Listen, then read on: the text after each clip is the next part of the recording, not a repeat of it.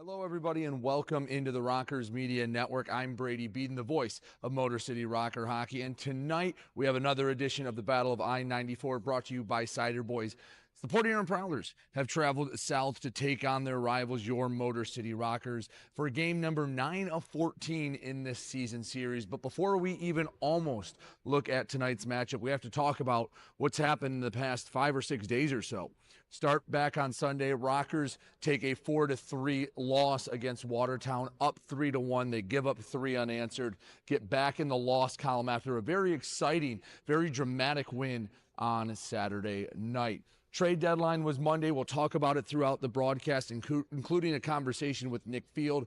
But guys that were shipped out, Avery Smith, Trevor Babin. Avery Smith goes to Athens, and Trevor Babin, he goes to Columbus. What the Rockers got in return, alongside future considerations from both sides, Timur Gavrilovich and Brendan Ronan from Athens. Gavrilovich, a big, bruising Belarusian defenseman from Athens. Brendan Ronan, not here yet, expected to be in Fraser sometime next week.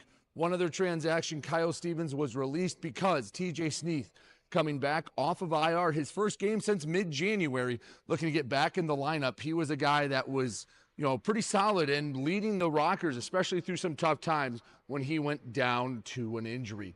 Port Huron, they're coming in playing some pretty good hockey in their own right. Took 5 of 6 from Athens, playing pretty solid as they look to get up to the 3 seed, avoid a potential play-in matchup with these Motor City Rockers. Got a chance to catch up with Coach Jameson Milam, a lengthy conversation with him in front of this game. We'll have that when we come back. Don't go anywhere. You're watching the Motor City Rockers Media Network.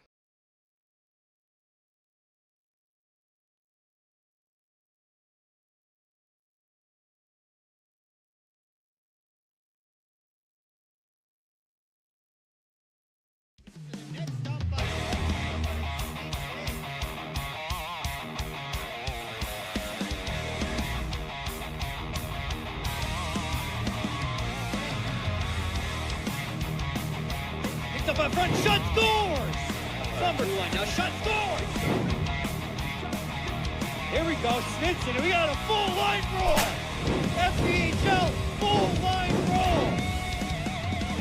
Hell yeah! Welcome back to the Motor City Rockers pregame show. I'm Brady Beaton, joined by head coach Jameson Milam. Coach, a lot has gone on since we've last talked, even just less than a week ago. Let's first start with last week's games. You were able to get the win on Saturday, a much-needed win. Come back Sunday, and that's a tough loss. Overall, what did you make of last weekend's games? Well, like we've been talking about, it's progress. Finally getting that W, after the work we've been putting in, it was a relief. And then, the next game, it was kind of a different atmosphere in the room because we had that win, and we kind of, I think there was a little bit of who's going to go do it instead of everybody going and doing it.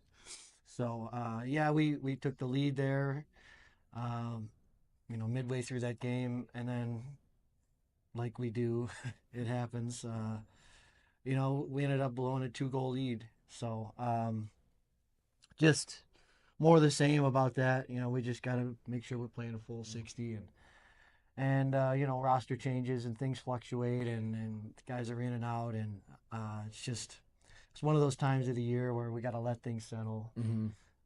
Realize that we are accomplishing something, regardless of the result, and hopefully that just leads us into getting hot at the right time, which is right around playoffs.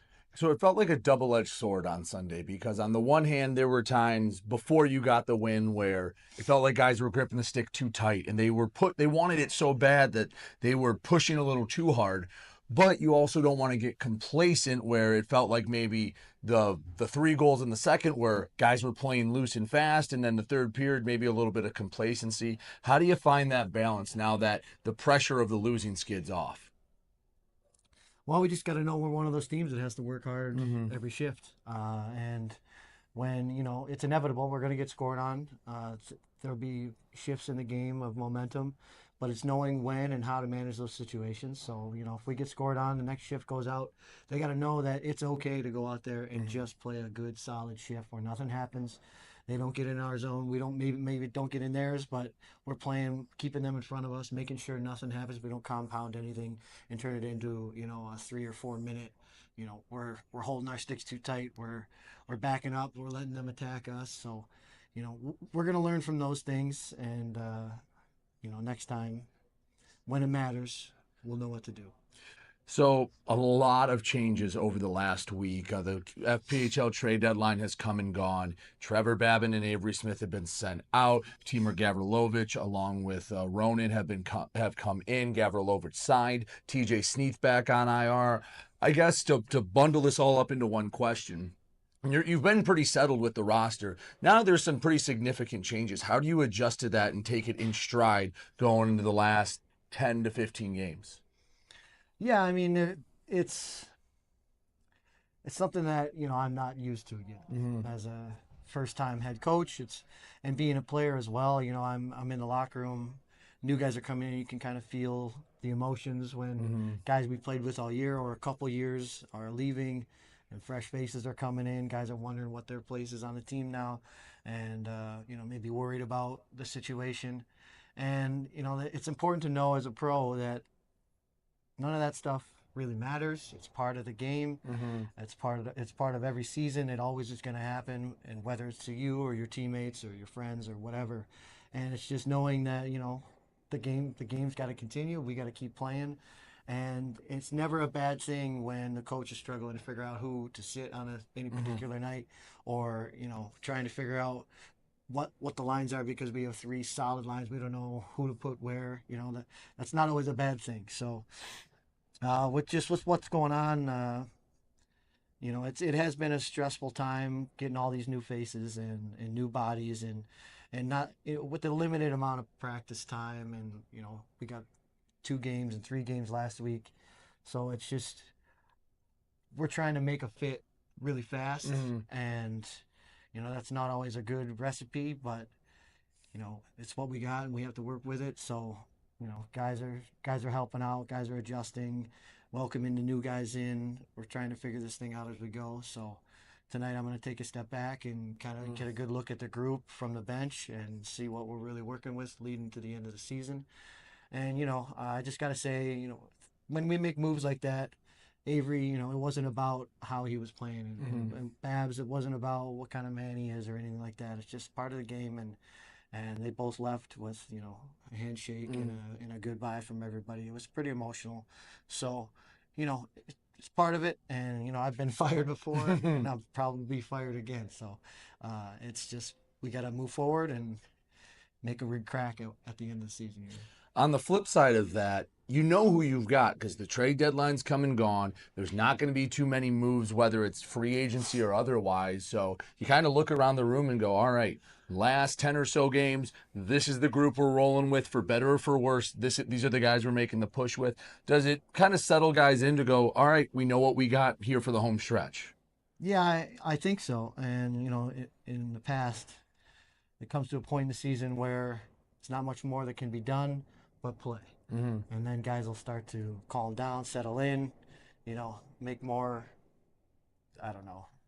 The decisions that we make moving forward are only going to be to, you know, put the best lineup on the ice every night. So, and if you want to be a part of that, it just forces everybody to play harder and, you know, and be better teammates, because that's what it's going to take. So, moving forward, there's not a lot of games left, so we got to figure out, you know, the special teams late in the season, and situationally who plays when and where. So, you know, it's a lot to think about, but we have the time and we're going to be able to figure that out.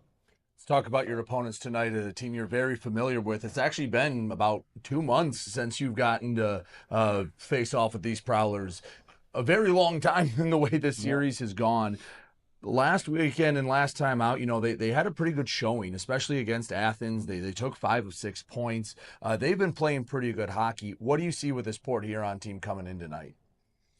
Yeah, they're tough to play against, and it's been true every time we played them. You know, we had more success the last couple seasons, but this year they've got our number, and tends to be the game goes a certain way until they don't like how it goes, and then they take control of the emotional side of it. And you know, they know what they're doing. It affects our players, it affects our defensive team strategies.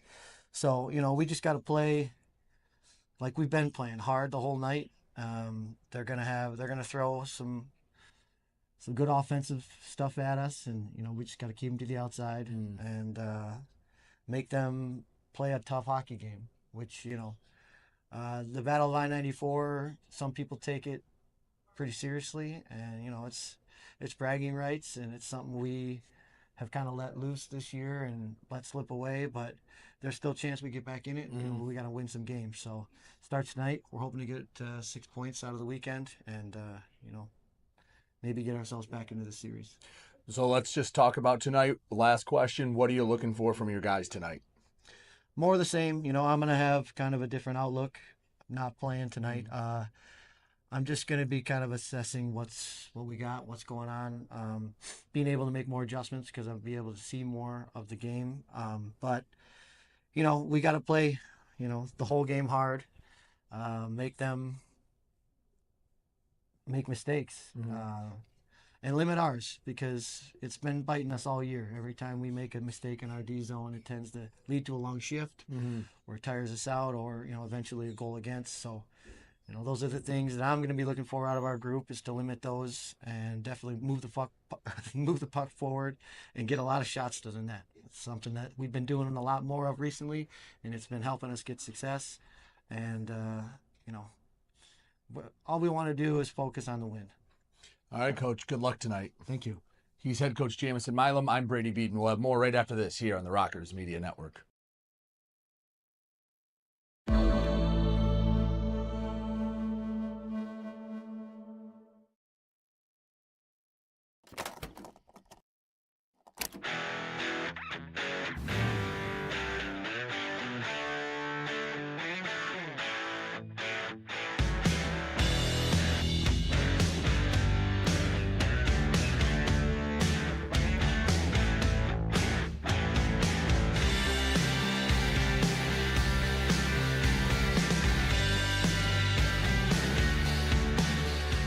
Welcome in live to Big Boy Arena. Brady Beaton here with you live on the Rockers Media Network as we get ready for this Battle of I-94, brought to you by Ciderboys, between the Motor City Rockers and the visiting Port Huron Prowlers. Before we get going, let's first take a moment to thank all those sponsors that make tonight's broadcast possible.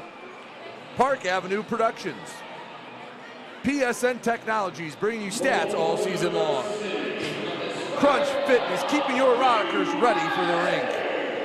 And Detroit 106.7, Detroit's wheels rocking all around the Motor City. Big one tonight in the Battle of I-94. Mentioned earlier some of the moves that preceded this game, and we'll take a look. We'll get our first look at one of the newest Rockers tonight, Timur Gavrilovich. He is a big man back on the blue line for the Rockers. Listed at 6'6", he is one of the biggest men in the league, and certainly going to make it a little more physical back on the Rockers in their own zone. Also the return, TJ Sneath. He's back in the purple and black, coming off a lower body injury. He last saw action on January 16th is when he was put on IR. First game in over 2 months for TJ Sneath. And with the other trade, with Trevor Babin being shipped out, officially the reins are being handed over to Rico Gonzalez. He has been spectacular this year. Brent Somerville has been signed as the E-Bug, but it has been a big vote of confidence to Rico Gonzalez, showing everything that's going on. So, starting lineups, here you see the trade deadline summary. Coming in was Timur Gavrilovich. Brennan Ronan was also acquired. He's not quite here in Fraser yet. Also received future considerations in exchange for Avery Smith and Trevor Babin.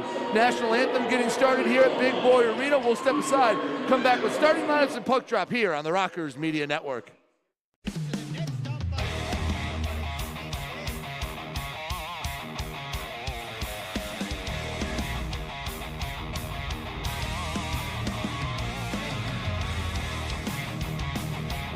Up in front, shut doors! Number one, now shot scores! Here we go, Snitson, we got a full line roll! FPHL, full line roll! Hell yeah! Hey, band members, follow the Motor City Rockers on social media. On Facebook, X, and YouTube at Rockers Hockey. On Instagram and TikTok, find them at Motor City Rockers.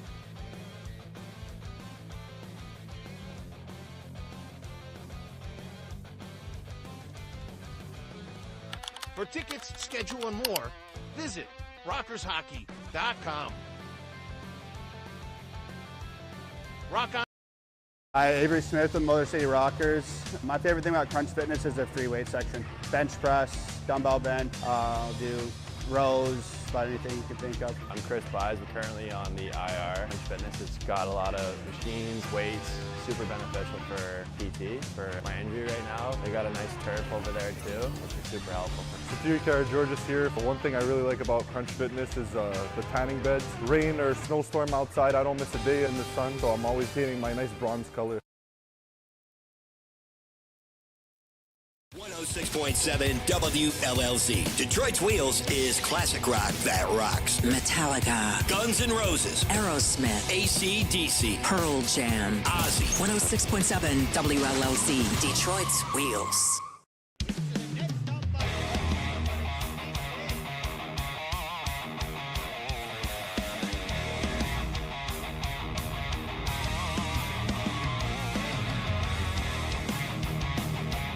Up in front, shot scores! Number one, now shot scores! Here we go, Snitson, we got a full line roll! FPHL, full line roll! Hell yeah! Hi, Avery Smith with Motor City Rockers. My favorite thing about Crunch Fitness is their free weight section. Bench press, dumbbell bench, do rows, about anything you can think of. I'm Chris Buys. We're currently on the IR. Crunch Fitness has got a lot of machines, weights, super beneficial for PT, for my injury right now. They got a nice turf over there too, which is super helpful. George's here. One thing I really like about Crunch Fitness is the tanning beds. Rain or snowstorm outside, I don't miss a day in the sun, so I'm always painting my nice bronze color. 106.7 WLLZ. Detroit's Wheels is classic rock that rocks. Metallica, Guns N' Roses, Aerosmith, AC/DC, Pearl Jam. Ozzy. 106.7 WLLZ. Detroit's Wheels. Hey, this is TJ Sneed from Motor City Rockers, and you're watching the Rockers Broadcast Network, powered by KE Electric Supply.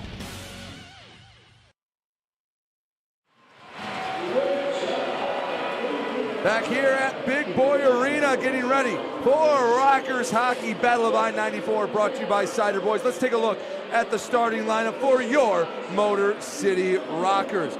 No surprise, in net for Motor City, Rico Gonzalez. The D-line will be Doug Blaisdell and Josh Colton. He is now the only Rocker that played here on opening night in the inaugural year 2 seasons ago that has continuously stayed in the purple and black. The front line, Eli Rivers, Nick Gullo, and TJ Sneath. Quickly take a look at Port Huron, their starting lineup. It's Reed Cooper between the pipes. On defense, Adam Heinzel and Austin Federley. The forwards, Tucker Scanterbury, Braden Simmons Fisher, and Jamie Busso for Port Huron. Prowlers have had the edge in the Battle of I-94 so far this season. It has been more Prowlers than Rockers so far, as Motor City has only been able to net a couple of wins. Series right now 6-2 here in the Battle of I-94. As we get ready to start this one, all zeros on the board before we drop the puck. Rockers in their home purple uniforms, Port Huron in their road whites. Rockers have been playing better hockey, hoping to string a few wins together.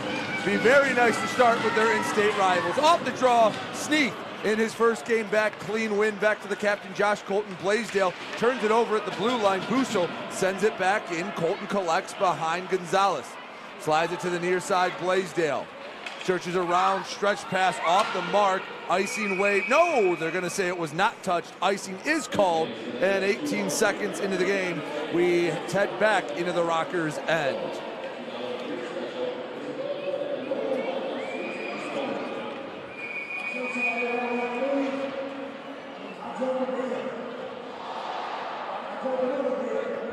Port Huron coach Matt Graham to take the draw. He faces off with Sneath. Puck hops up, knocked down in between the hash marks, still bouncing around like a jumping bean. Johnson takes a shot, deflected by Colton. Here comes Rivers, gets on his backhand, has it settled. Rivers' shot goes just wide. Dahlstrom did just enough on the back check to alter Rivers' shot. 23 was looking for his 23rd of the season. And the first chance of the game goes by the wayside. Here's Millette in the low slot, backhand scores! What a beauty from Reggie Millette.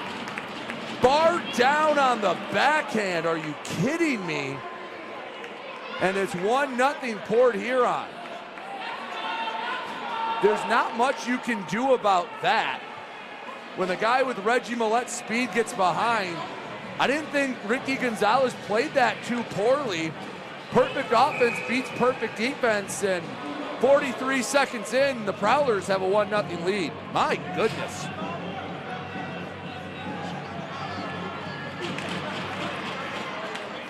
Well, I hope you had your popcorn ready. If this game's been pretty high octane from the get. Over to the far side. Prowlers try to get out of the zone at the blue line to Tristan Wells. Had it knocked away to Cumbus into the offensive zone. Quickly knocked back as Blaney chases after it, icing the call. 18:53, excuse me, left to go in the first period. Already 1-0 Port Huron, thanks to Reggie Millette. For him, that's number 14 on the season.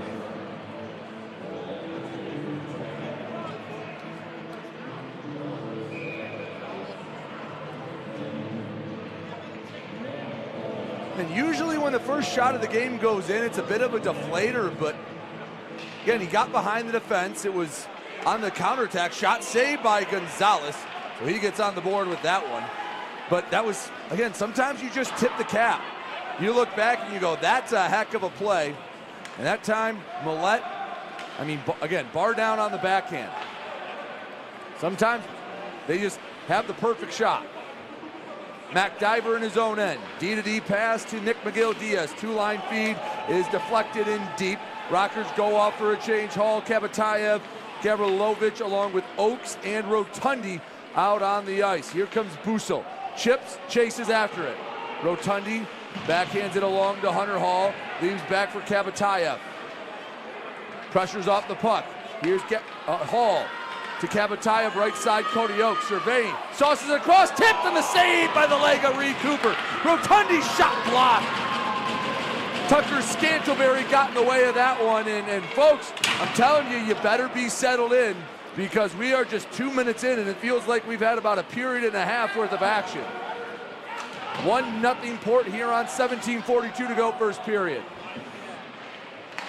Shot saved, Millette looking for number 2, the right leg of Gonzalez denies it.